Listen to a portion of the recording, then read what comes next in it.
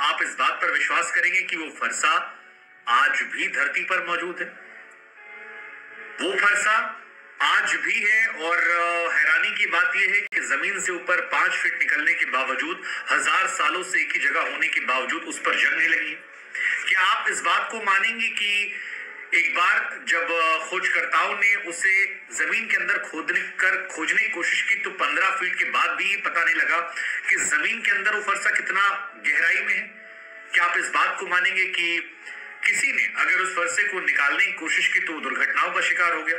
लोहार जाति ने जब एक बार उस फरसे को निकालने की या काट कर उसको ले जाने की कोशिश की तो उनकी जाति में से तमाम लोगों की हत्याएं होने लगी, अपने आप मौत होने लगी। और उसके बाद ऐसी मान्यता है कि 2 किलोमीटर दूर तक कोई भी लोहार जाति का व्यक्ति नहीं रहता जहां पर यह धाम है।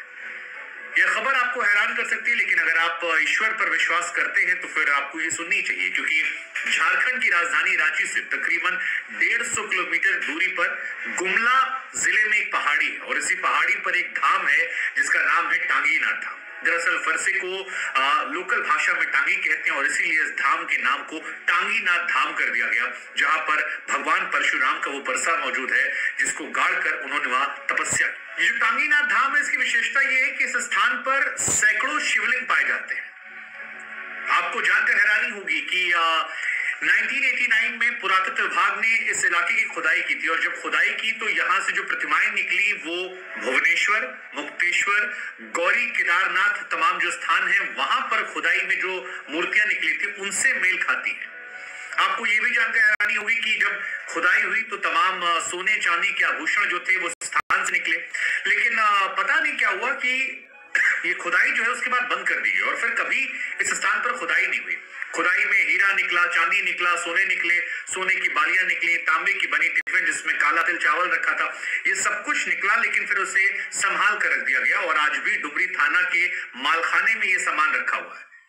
कोई इसे हाथ नहीं लगाता है और इसके बंद होने की वजह क्या थी ये भी आज तक कोई जान नहीं पाता। हालांकि भगवान परशुराम यहाँ क्यों गए थे, टांगीनाथ की मान्यता क्या है, उससे जुड़ी कई किस्से कहानियां हैं।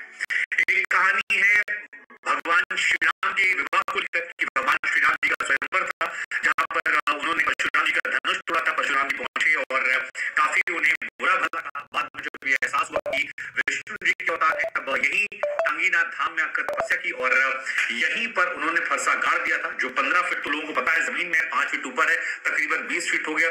इसके कितना ऊपर नीचे ये किसी को अंदाजा, और यहीं पर तकरीबन 1000 साल उन्होंने पूजा की थी। एक और मान्यता जो है वो है उनकी माता जी को लेकर कि उनके पिता के कहने पर उन्होंने, हम सब जानते हैं कि माता रेणुका का सिर जो है वो धड़ से अलग कर दिया था, लेकिन बाद में पूजा पाठ की और पिता से मिले वरदान से अपनी माता को दोबारा जीवित किया था।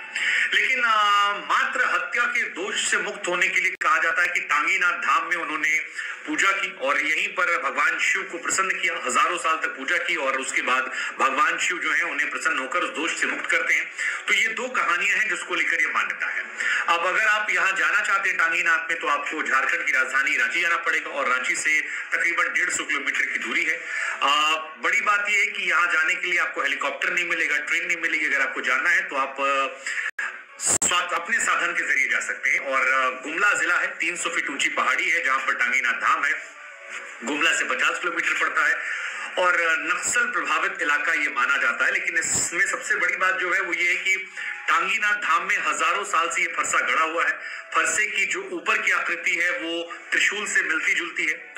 सबसे बड़ी बात है कि 1000 साल से ऊपर इसमें जंग नहीं लगा और ये हैरान करने वाला है कि खुले आसमान के नीचे होने के बावजूद इसमें जंग कैसे नहीं लगा, वो भी 1000 साल से। बारिश, धूप और जमीन में कितना गड़ा है इसके बारे में भी किसी को रत्ती भर अंदाजा नहीं है। लोकल भाषा में टांगी और इसलिए धाम का नाम टांगीनाथ धाम। अब सबसे मशहूर कहानी जो यहाँ को लेकर है वो है एक लोहार को लेकर। एक लोहार ने एक बार बदमाशी करने के चक्कर में यहाँ पर फरसा उखाड़ने की कोशिश की थी। अब फरसा क्योंकि 15 फीट गहराई में है तो उसे उखाड़ नहीं पाए, तो उन्होंने इसे काटने की कोशिश की और एक हिस्सा इसका ऊपरी भाग जो था वो काट दिया। कहा जाता है कि इसके बाद वो लोहार और लोहार जनजाति के जितने लोग भी आसपास रहते थे उनकी एक के बाद एक मौत होने लगी। फरसे का हिस्सा तो वो नहीं ले जा पाए, वही छूट गया, लेकिन हत्याएं इतनी बड़ी संख्या में होने लगी कि जनजातियों में खौफ पैदा हो गया और उसका असर ये है कि आज भी 2 किलोमीटर के प्रेमाइसेस पे लोहार जनजाति के जो लोग हैं वो नहीं बसते, उनके अंदर दहशत है। मुख्य मंदिर जो है उसमें एक पेड़ है और माना था कि उस पेड़ के अवशेषों की भी पूजा की जाती है। यहाँ पर जो शिवलिंग है उनको लेकर माना है कि भगवान की कृपा इन पर विशेष तौर पर है। हालांकि ये भी कहा जाता है कि एक जमाने में भगवान यहाँ पर आया करते थे, अंतर्ध्यान हो गए थे।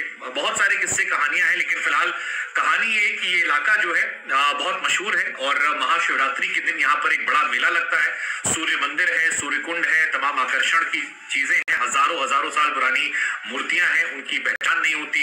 हिंदुओं के तमाम प्राचीन मंदिर यहाँ पर है, कई सैकड़ों देवी देवताओं की शिवलिंग है। लेकिन सबसे जो हैरान करने वाली चीज है वो यही कि खुले आसमान के नीचे एक फरसा हजारों सालों से रखा हुआ